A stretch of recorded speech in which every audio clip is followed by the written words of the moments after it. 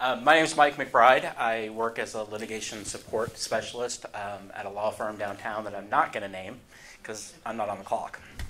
So if you want to know, ask me later. Anyway, I'm going to quickly, in 5 minutes, talk about a legal term. So you guys are kind of stuck with that for now, so deal with it. Discovery is an old term.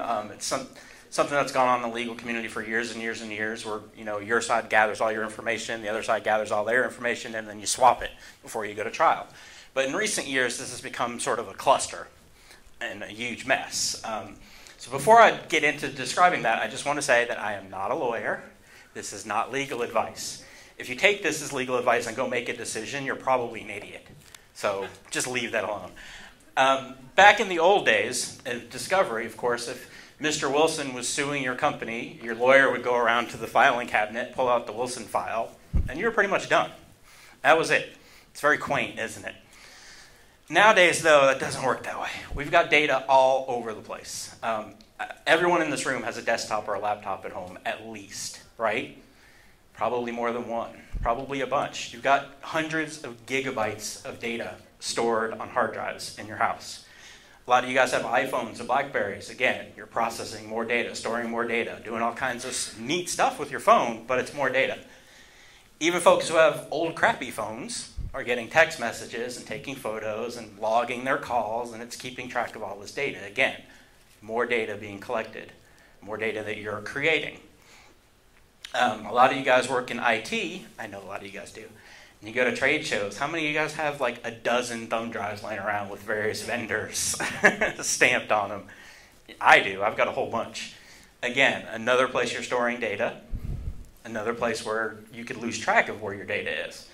My wife and I both take a lot of pictures. We love digital photography. Probably have a dozen, maybe more, SD, CF cards laying around the house. More storage, more data, more stuff.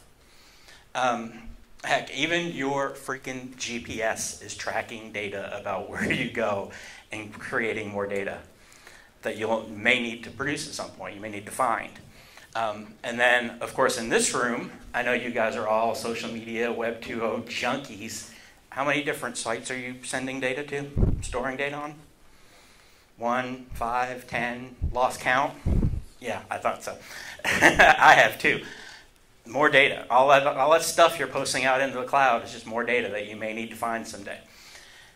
And all of this is just you. That's just you as an individual. That's all the data you're creating. What if you're a business? Now you're talking about a much more complicated situation on two fronts. First front is the volume of this data is just huge, ginormous. You're talking about network and email servers, backup tapes. Maybe you got people working in different places. Maybe if you're a big corporation, you've got data centers with terabytes of data. How are you going to find stuff with all this? And then you've also got, it's not just you anymore. There's 10, 20, 200 people working for you. Where are they putting data? How are they getting data back and forth to where they work? If they're working from home, are they emailing stuff? Are they taking it in the phone drive? Where's it all going?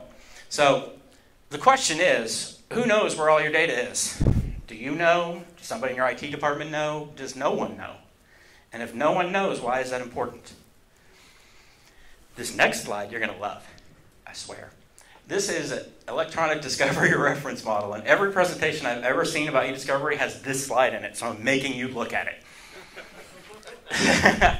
In a nutshell, though, what this is this is how we get from the volume of all your stuff to find the stuff that's actually relevant. So when you're being sued, when Mr. Wilson is suing you, how do you find all this stuff about Mr. Wilson? And this is how we do that. And you'll notice that it starts, well, it's gone now, but you'll notice the first step is information management. And that's the one thing you can do now. You can get a plan for how you're going to manage your information and be able to track it later and be able to find it when you need it. So if you're going to get a plan, you got to find out who knows where it is. So you got to talk to your IT people. Got to find out if there's some intern taking backup tapes home in the trunk of his car, because we know that never happens. You got to talk to your staff. You got to find out how they're working, how they're accessing data, how they're storing data, where it's all going. And then once you get that under control, you go talk to your experts. You go talk to your lawyer, not me, about what you need to do, talk to your technical people about what you can do, and find a records management expert, because that's actually what they do for a living, is manage information. So if you do that well up front, then that chart will go very nicely and smooth. If you don't do it well up front, that chart will look like Columbus traffic when it snows. Not good. And that's it.